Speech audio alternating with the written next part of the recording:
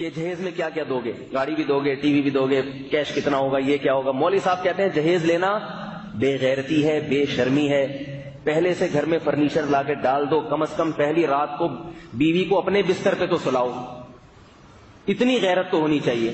پہلی رات کو بیگم صاحبہ جس بستر پہ دلہن سوتی ہے وہ بھی اس کے ابا نے دیا ہوتا ہے، اور داماد بھی اسی بستر پہ ابا کے دیے بستر پہ سو رہا ہے. بھائی تمہیں اللہ نے بڑا بنایا تھا، عورت پہ خرچ کرنے والا بنایا تھا، تمہاری اسی وجہ سے تو معاشرے میں عزت ہے. تم کم از کم پہلی رات کو تو اپنا بستر مہیا کر دو. وہ بھی کہتے ہو بیگم تم جب آؤ گی نا تو بستر ساتھ لیتے آنا. آپ کے گھر کوئی مہمان آئے، آپ اسے یہ کہتے ہوئے اچھے لگتے ہیں یار پلیٹیں ساتھ لیتے ہوئے آنا اپنے. نہیں آ رہی سمجھ میں کیا کروں. دلہن سے زیادہ معزز کوئی مہمان ہوتا ہے؟ سب سے معزز مہمان انسان کی زندگی میں جو آتا ہے وہ کیا ہوتا ہے؟ دلہن. سب سے معزز مہمان. اس کے لیے لوگ پتہ نہیں استخارے نکلواتے ہیں اور وظیفے پڑھتے ہیں. بھائی واحد مہمان ہے جس کے آنے کی خوشی ہو رہی ہوتی ہے. تو اس مہمان کا یہ اکرام ہے کہ بستر اپنے ساتھ لیتے آنا، بیگم تکیہ اپنے ساتھ لیتی آنا، اور اس پہ بٹھانے کی چادر بھی اپنے ساتھ لیتی. اور ہاں جب تم آؤ تو مہمان بھی آئیں گے تو صوفے بھی ساتھ لیتے، تاکہ تمہارے گھر سے جب کوئی تمہارے بھائی چاچے ماچے جو بھی آئیں تو وہ صوفے بھی تمہارے ہونے چاہیے جن پہ وہ بیٹھے ہیں. اور پلیٹیں بھی لیتی آنا. ایک بات میں بھول گیا تھا، پلیٹیں بھی. بھائی یہی تو ہو رہا ہے، ڈنر سیٹ بھی آ رہا ہے، صوفے بھی آ رہے ہیں، الماریاں بھی آ رہی ہیں، کارپٹ بھی آ رہے ہیں. تو بیگم کارپٹ بھی لیتی آنا چلنے کے لیے تاکہ ذرا اچھا لگے. اور جب تم ہمارے گھر میں آ رہی ہو مہمان بن کے، تو میں چاہتا ہوں جب کوئی مہمان گھر میں آتا ہے لوگ گھر کی صفائی کرتے ہیں نا، کلر وغیرہ کروا دیتے ہیں، ڈیکوریٹ کر دیتے ہیں.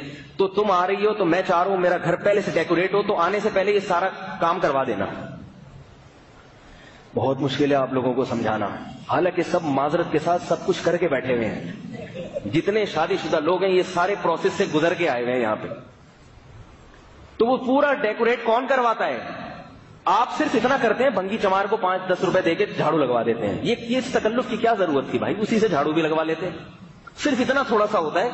جو بڑے بڑے خرچے ہوتے ہیں گھر کو ڈیکوریٹ کرنے کے، وہ سارے کون کرواتا ہے؟ آپ کا سسرال کرتا ہے. وہ ڈیکوریشن کے لیے کلر اور یہ سب چیزیں تو کم، اس میں تو بہت کم پیسے خرچ ہوتے ہیں نا صفائی میں. اصل خرچہ تو ہوتا ہے آپ کے گھر میں فرنیچر کیسا ہے، اصل ڈیکوریشن تو اس سے ہوتی ہے. زیادہ جو مہنگائی ہے کہ الماری کیسی ہے آپ کی، بیڈ کیسا ہے، اس پہ گدا کون سا ملٹی فارم کا ہے یا پرانا اتوار بازار سے تو نہیں لے کے ڈال دیا کہیں آپ نے. تو یہ ساری چیزیں کہاں سے آتی ہیں؟ بولتے کیوں نہیں؟ ابھی میں آپ سے آپ کی کلائیاں چیک کرواؤں گا، اس پہ جو گھڑی ہے، میری یہ گھڑی اپنی ذاتی ہے، یہ سسرال سے نہیں آئی ہے. گھڑیاں بھی سسرال سے آ رہی ہیں، اور آگے چلیں پجامے بھی سسرال سے آ رہے ہیں، پینٹیں سسرال سے آ رہی ہیں، شرٹیں سسرال سے آ رہی ہیں. اللہ کے بندو کیا کر رہے ہو، کیا کر رہے ہو؟ تمہیں چاہیے تھا یہ ساری چیزیں تم دیتے، تم الٹا ساری چیزیں لے رہے ہو. پٹھانوں کے ہاں ایک بڑی اچھی رسم ہے. پٹھانوں کی بھی آج کل 2 قسمیں ہو گئی، ایک جاپانی پٹھان، ایک چائنا کے پٹھان. اب چائنا کے پٹھان بھی بہت ہو گئے جن میں وہ اصل اوریجنل کلچر ہی ختم ہو گیا ہوں. جو اوریجنل پٹھان ہے ایک دھیلا لڑکی والوں سے نہیں لیتے آج بھی، جو اوریجنل ہے. اور لڑکی والے لڑکے کا اتنا خرچہ کرا دیتے ہیں کہ اس کا خون چوس لیتے ہیں بیچارے کا. سارا خرچہ انہوں نے مردوں کے کندھوں پہ ڈالا ہوا ہے. بارات کا کھانا نہیں ہے ان کے ہاں. اگر بارات کا کھانا ہوتا بھی ہے تو وہ بھی مردوں سے پیسے لیتے ہیں، اس کے شوہر سے پیسے لیے جاتے ہیں، داماد سے یا سسر سے.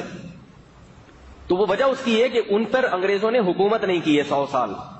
ایک انگریز خاتون نے مجھ سے پوچھا کہ آپ لوگوں کے یہاں جہیز ہے اور یہ ساری چیزیں ہیں، تو آپ لوگ تو اپنے آپ کو مسلمان کہتے ہو اور آپ کہتے ہو کہ یہ چیزیں اسلام میں نہیں ہے، تو یہ آپ کے کلچر میں کیوں ہے؟ میں نے کہا اس لیے ہے کہ ہم پر تم لوگوں نے 100 سال حکومت کی ہے. نہیں آ رہی میرا خیال ہے بات سمجھ؟ تم لوگوں نے ہم پر ہندوستان میں 100 سال حکومت کی ہے، تو ہمارا اپنا اوریجنل کلچر بہت اچھا تھا. تمہاری حکومت کی وجہ سے ہمارا اپنا کلچر برباد ہو گیا، تمہاری وہ برائیاں ہمارے اندر آ گئی. آپ کہہ سکتے ہیں انگریزوں میں جہیز نہیں ہے، اب نہیں ہے، پہلے تھا. اب تو وہاں کے فیملی سسٹم ہی ختم ہو گیا، تو جہیز کیا؟ تو وہ ہے ہی نہیں. اور ہمارا بھی ایسا ہی ہوگا جب لڑکیاں زیادہ ہوں گی اور جہیز کی فکر آدمی کو پریشان کرے گی. بھئی ایک ایک بیٹی پر اتنا، تو لوگ کہیں گے، ابا کہے گا بیٹا جاب کرو جا کے، شادی وادی کی فکر چھوڑو، ختم کرو. انگریزوں کا کلچر بھی تو ایسے ہی تباہ ہوا ہے کہ بھئی کون لڑکیوں کی شادیوں کی ٹینشن سر پہ رکھے، ایک عذاب ہے، ایک مصیبت ہے، چھوڑو جاب کرو. اب ماں باپ یہی کروا رہے ہیں بچیوں کو. بیٹا یہ رشتوں کی تلاش، پھر شادی ہو کے پھر بڑے بعض مسائل، بندہ 2 نمبر ملتا ہے، اس سے طلاق لینا ایک بڑی مصیبت ہے. پھر طلاق لیں گے تو پہلے کنواری کی نہیں ہو رہی تھی، اب طلاق کے بعد کہاں ہوگی. تو اب ماں باپ آہستہ آہستہ اس طرف آ رہے ہیں کہ یار یہ ٹینشن چھوڑو، جاب کراؤ بیٹا، خود کماؤ خود کھاؤ، کوئی بندہ سمجھ میں آتا ہے تو وہیں شادی کر کے اطلاع دے دینا ہمیں. یہ سیٹ اپ آہستہ آہستہ بھی تھوڑا تھوڑا ہے، ابھی زیادہ نہیں ہے، لیکن اگلے چند سالوں میں یہی ہو جائے گا. کیونکہ ٹینشن کی، فکروں کی بھی ایک حد ہوتی ہے، اس کو اگر کنٹرول نہ کیا جائے تو پھر وہ کلچر برباد ہو جاتا ہے. تو اب مولانا لوگ کیا بولتے ہیں، بھائی یہ ناجائز ہے. بارات کا کھانا بولو نا بھائی ناجائز ہے. یہ جہیز لینا، صوفے اور یہ ساری ڈرامے بازیاں غیرت کے خلاف ہے. مایوں اور یہ ساری چیزیں جو ہوتی ہیں آج کل شادی بیاہ میں، بھائی ان سے خرچہ زیادہ ہوتا ہے، نکاح مشکل ہو جاتا ہے، اور پھر بے حیائی کتنی ہوتی ہے. آپ شادی اس لیے تو کر رہے ہیں کہ آپ کو دلہن مل رہی ہے، لیکن اس دلہن کو حاصل کرنے سے پہلے کتنی دلہنیں دیکھ لیتے ہیں. کیا کیا ہو رہا ہے، جوتا چھپائی ہو رہی ہے، سالیوں سے پھر فری ہو رہے ہیں، وہ سالیاں پیسے لے کے مانگ رہی ہیں، وہ جوتا دوں گی تو پیسے. وہ اس میں مرد کو جوتا چھپانے میں، چھپنے میں اتنا مزہ نہیں آ رہا ہوتا جتنا یہ لڑکیوں سے وہ گپے مار رہا ہوتا ہے اور دلچسپی لے رہا ہوتا ہے. شادی سے پہلے 10 شادیاں ہو چکی ہوتی ہیں اس. تو یہ سارا ڈرامے بازی. مولویوں کی کتنی خشک شادی ہوتی. میری جب بھی شادی ہوئی ہے کچھ کوئی انٹرٹینمنٹ نہیں. چلو 1 دفعہ ہوتا ہے، 2 دفعہ ہوتا ہے، جب بھی شادی ہوئی ہے ایسے گئے ہیں، کوئی سالی بھی سامنے نہیں آئی، نہ کوئی اس کی کزن ہے، نہ کوئی ایسے انٹرٹینمنٹ. گئے 2-4 بندے، وہ بھی کوئی اوریجنل تھے، کچھ ادھار لیے ہوئے تھے کہیں سے، کچھ تو اوریجنل تھے. یہ میرے اوریجنل ماموں ہیں، یہ والے محلے والوں سے ادھار لیے. ان کے ماموں تھے دوست کے. ہم نے ان کو یار شادی ہو جائے گی تو واپس کر دوں گا، کیونکہ بارات میں 2-4 ماموں تو ہونے چاہیے نا، رشتہ دار ہونے چاہیے. اس قسم کی پھیکی پھیکی گئے. اور پہلی جب میری شادی ہوئی تو کتنے افراد تھے بارات میں؟ میرے بڑے بھائی تھے، بھابھی، میں اور میری والدہ، یعنی 2 مرد 2 عورتیں. یہ 4 افراد تھے بارات میں. اور یہ بھی جاتے ہوئے تھے. واپسی پہ بھائی اور بھابھی الگ چلے گئے، میں اور والدہ اور دلہن ساتھ. تو واپسی پہ کتنے آدمی؟ 3 افراد. یہ لوگ کہتے ہیں کوئی شادی، یہ کوئی شادی. آپ لوگ جس طرح سے کرتے ہیں اس میں آدمی کا بیڑا غرق ہو جاتا ہے. چند دن کا مزہ ہے، اس کے بعد لاکھوں روپے کے قرضے اور ایک ٹینشن، اور پھر جو پھڈے بازیاں. جب اللہ کی نافرمانی کر کے کوئی کام کرو گے تو اللہ اس میں سکون اور اطمینان چھین لیتے ہیں. تو اتنی اپنی آپ کے فائدے کی بات کر رہے ہیں مولوی. جو مولانا آدمی آپ کے فائدے کی بات کر رہا ہے، آپ سے خرچہ بچا کے خود تھوڑی لے رہا ہے. یا تو مولوی صاحب یہ کہتے ہیں نا بھائی سادگی سے شادی کرو اور جو پیسے بچ جائیں وہ مجھے دے دو.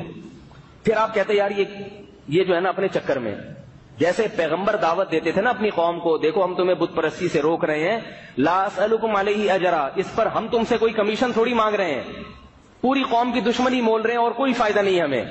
تو یہ اس کی علامت ہے کہ ہم صحیح بات کر رہے ہیں. کیونکہ غلط بات جب ہی کہی جاتی ہے جب اس میں کوئی مفاد ہوتا ہے، ورنہ کسی کا دماغ خراب ہے کہ وہ غلط باتیں کرے گا لوگوں کے سامنے. کوئی مفاد ہوتا ہے، کوئی سیاسی مفاد، کوئی ووٹ لینے ہوتے ہیں یا پیسے چاہیے ہوتے ہیں تو انسان غلط باتیں کرتے ہیں. جب کوئی پیسے چاہیے ہی نہیں اور صحیح بات کرنے میں لوگوں کی مخالفت بھی ہو رہی ہے تو اس کی علامت ہوتی ہے کہ یہ آدمی صحیح بات ہی کر رہا ہے، غلط نہیں کر رہا.